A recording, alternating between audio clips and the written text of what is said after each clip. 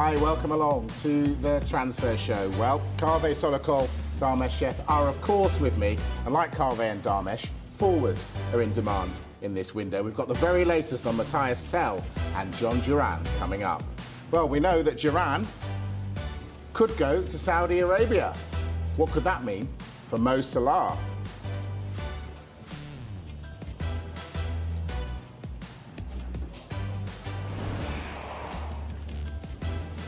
So, Kaveh, loads of sides want a forward. Matthias Tell available. Where could he go? Well, look, Matthias Tell is one of the sort of best young forwards in European football at the moment.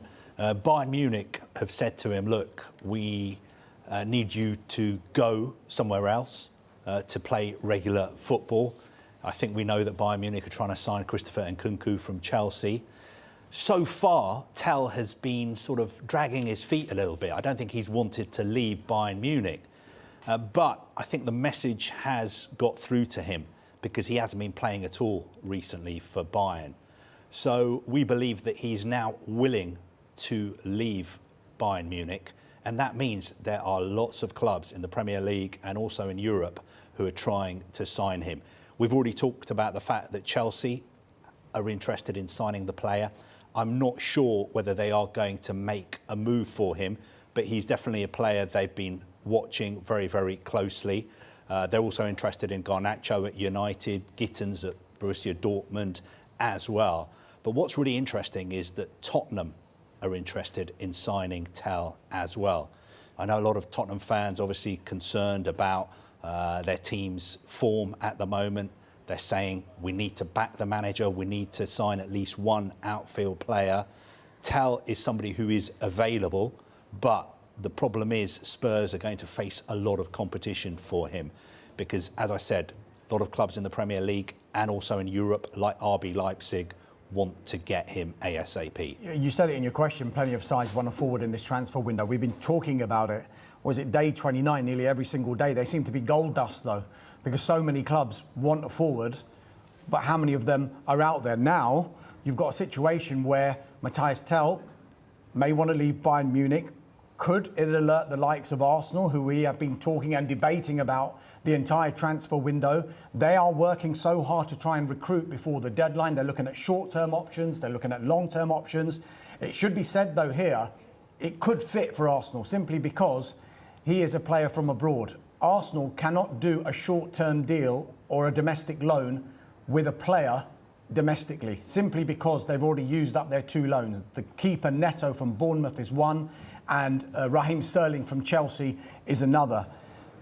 Sky Germany, though, interestingly, are also reporting that Manchester United could look at Matthias Tell as a potential target, but that is if, and it's a big if, the likes of Marcus Rashford and or Alejandro Garnacho were to leave Old Trafford in the remaining 5 days. So lots of things would have to happen for a club like United to be really interested in Tell, but with 5 days to go, anything's possible still. The only thing I would say about Tell as well is, I don't want to muddy the waters too much, but just in the last hour or so, we've been speaking to some people who are involved in potential deals that could, flow from Tell deciding to leave Bayern Munich. And they've been saying to us, hey, just slow down a little bit because we have not had concrete information yet that Tell has definitely decided to leave Bayern Munich. We know what you're reporting. We know what lots of other media are reporting, that he's made that decision, but that has not been communicated to us yet. All right, we'll keep an eye on that. John Duran, what sort of choices could he have?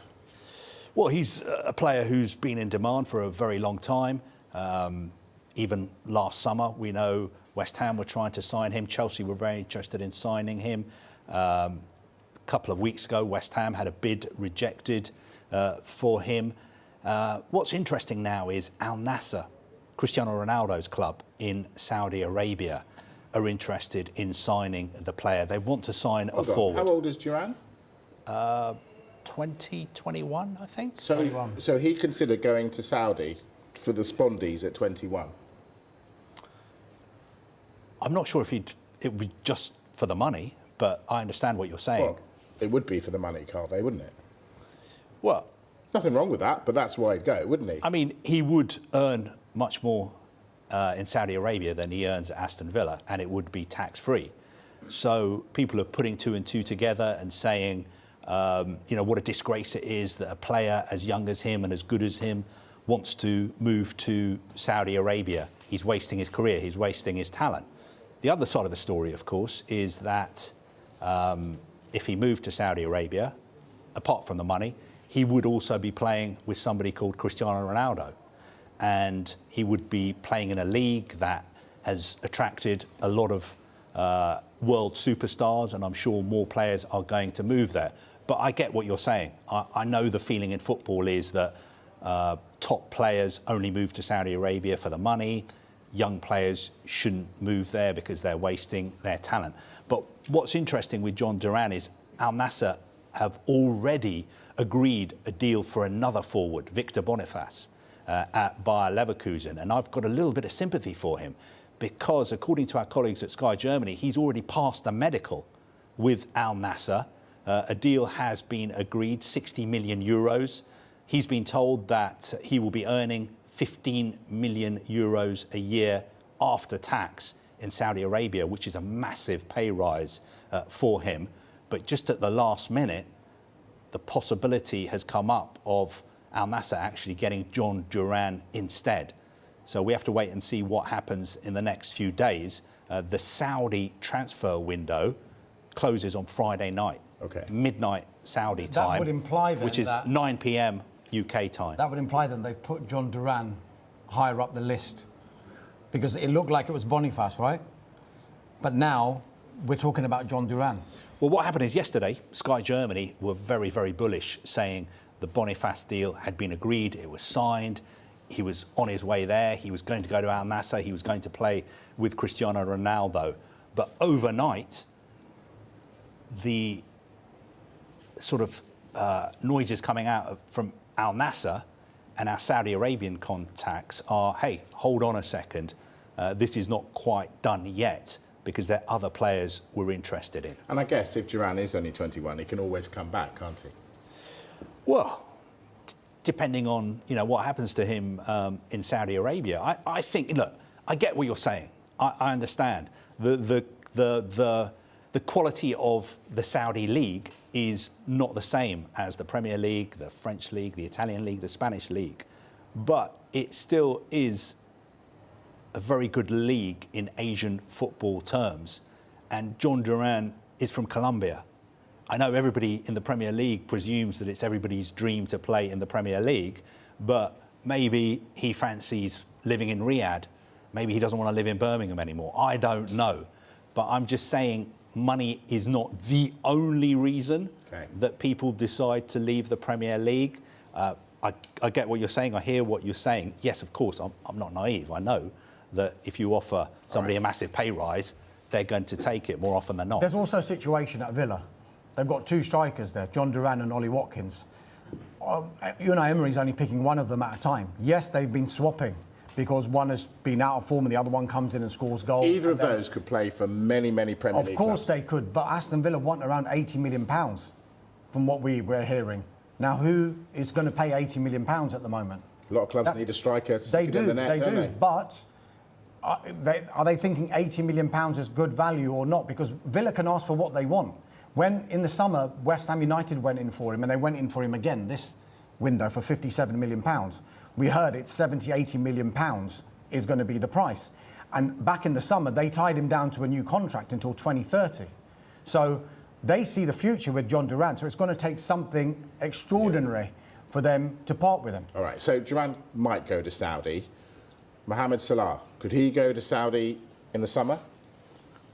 Yeah, why not? Yeah, he could. If he doesn't sign a new contract at Liverpool, certainly the Saudi Pro League want to sign Mo Salah. They've made no secret of that whatsoever.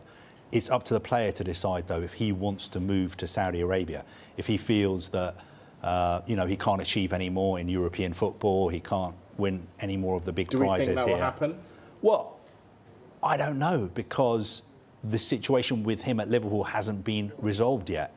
I know lots of Liverpool fans want him to sign a new contract, but I'm telling you that clubs in Saudi Arabia are ready and willing to sign him, and they have been for a long time.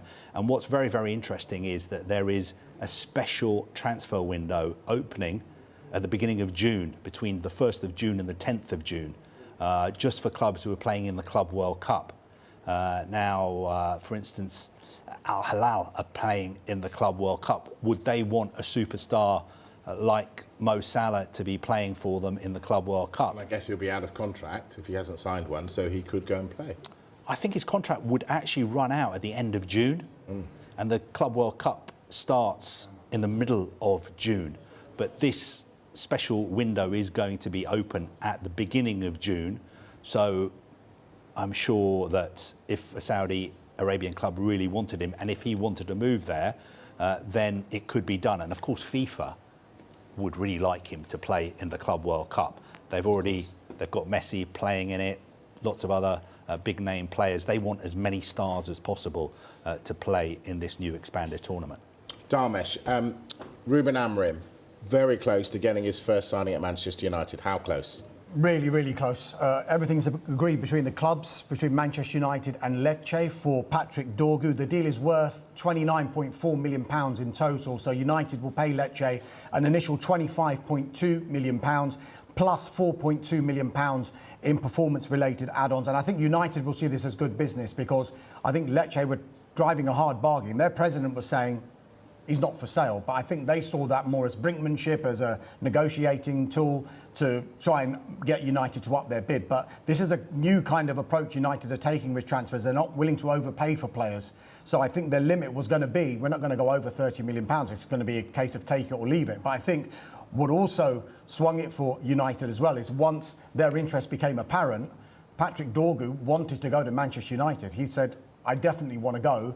And personal terms were never going to be a problem, because once the intermediaries started talking to each other, it was almost a done deal with regard to the player. It was just whether United and Lecce could agree a deal for the player. So now we're at that stage where he's expected in Manchester very, very soon, possibly in the next 24 hours. He'll take a medical, he signed that paperwork, and if he gets registered before midday on Friday, then he actually could be available for Manchester United's Premier League game against Crystal Palace at Old Trafford on Sunday. So Ruben Amorim very, very close to making his first signing as Manchester United's head coach in what has been a really problematic position, that left wing-back area. All right, let's take a break. When we come back, the deadline just round the corner. It is Monday.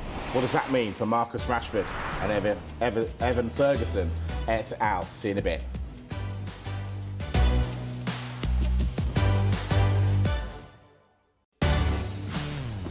Here we go. Arsenal fans, listen up. Your club is on the move. Right. We've had Sammy Mockbell of the Mail say that Aston Villa have rejected an official bid from Arsenal for Ollie Watkins. We've got more. Fabrizio Romano has said that official bid was £60 million. Dharmesh Sheth, your reaction? Well, I was talking about, whether Arsenal could get a forward deal done in this transfer window, and they're looking at long-term options and short-term options as well. Watkins wouldn't be a short-term option. Is a player that they have admired for a while, and if they could get a deal like that done, they would obviously look at it in the summer, because that's when they want to do their big business. But as I mentioned before, during this window, if they can get something done in a January transfer window, they would go for it. But with 5 days to go in this window, and especially with all this talk about John Duran and the Saudi Arabian club as well, and the timing of this as well, Aston Villa have got an absolutely massive Champions League game tonight against Celtic. So it is amazing that Arsenal, if all of this is true, we're trying to check it out with our sources as well. If this is true, it's an audacious bid, and the timing of it is extraordinary, because how would, if Villa were to entertain anything like this, try and find a replacement in the time that they got left? Exactly. Would Villa let him go this late in the window? I think, look, I can understand why Arsenal supporters are very excited at the moment, because Ollie Watkins is an out-and-out striker, number 9. A lot of Arsenal fans would say he's the kind of player we've been crying out for. But I think we should show Aston Villa some respect, because they've got a big Champions League game this evening against Celtic. There have already been stories about John Duran possibly leaving. The timing of this is not going to go down well at Villa Park. You know, a couple of hours before a big game, a story of this magnitude coming out. Now, Sami Mokbel at the Daily Mail, who's reported this first, he's an excellent journalist, has got brilliant contacts, and he is saying that Arsenal have made this bid. It's been rejected, but he expects Arsenal to go back in with an improved offer. And something else that Sammy has dug up is the fact that Ollie Watkins is an Arsenal fan. And in 2020, when he was at Brentford, he admitted that it would be his dream one day to play for Arsenal. Wow. All right. Apparently I'm hearing that Henry was his idol, but that doesn't make him special because he's lots of people's idol. We'll have much more on that, of course, as it develops. Right, I want to talk West Ham, Dharmesh. They made an approach for John Duran. We're just talking about him. They still want a striker. Where are they with their search? They're still pushing to sign the Brighton striker, Evan Ferguson, and he has now emerged as their primary target in this transfer window. I think when they went in for John Duran, it was a £57 million bid, which we talked about before. I think they were expecting it to get rejected anyway. They didn't go back in. So you've got to question the seriousness of that bid and the seriousness of West Ham United's approach for John Duran. Maybe was it to nudge other clubs that they're interested in their strikers to say, well, look, we'll move elsewhere if we can't do business with you. But it's clear that they're after Evan Ferguson. Brighton, we've told you, are open to loan and permanent offers for Evan Ferguson. Bayer Leverkusen, this is interesting, they remain very, very keen. We told you that they were the front runners yesterday. However, given what Carve was saying earlier on about Victor Boniface, that could hold the key in whether they pursue a deal for Evan Ferguson, because as it stood, he was leaving Bayer Leverkusen, and that's why the Evan Ferguson deal came into sharp focus. If he was to stay at Bayer Leverkusen and John Duran would get that move to Saudi Arabia, then it might open the door even further for West Ham United to come in and get Evan Ferguson. So they're not the only ones. They're going to have a lot of competition. Lots of Premier League clubs want to be kept in the loop about what's happening with Evan Ferguson. But we always know that this was going to be a late one, because right at the start of the window, Brighton had big injury problems. Danny Welbeck was injured. João Pedro was injured. Evan Ferguson wasn't really featuring, and he was injured himself. He's recovering. The other two are back now. So he's only started 2 Premier League games this season. His game time's going to be limited with these 2 guys in front of him. So this is definitely one to watch in the remaining 5 days, and West Ham definitely pushing for him. What about Spurs? Spurs fans saying, what's going on with our club? Well, Ange Postecoglou has said he wants to get players in, but will they? Here's Ange. The club is trying, everything in its power to get somebody in, or at least some help in for the players. I'd be disingenuous if I said anything other than right now there's nothing imminent, but that doesn't mean that there isn't opportunities being explored. Now, again, traditionally the last few days of any window tend to be pretty frenetic. I'd expect us to be involved in that. Does that mean anything will get concluded? I can't commit to that because, again, I'm a bit of a distance from it. But the information and the dialogue I have is that we're exploring all the opportunities to see if we can like I keep saying, bring some help in for the players. That's Ange. All right, I've got a name for him. Marcus Rashford.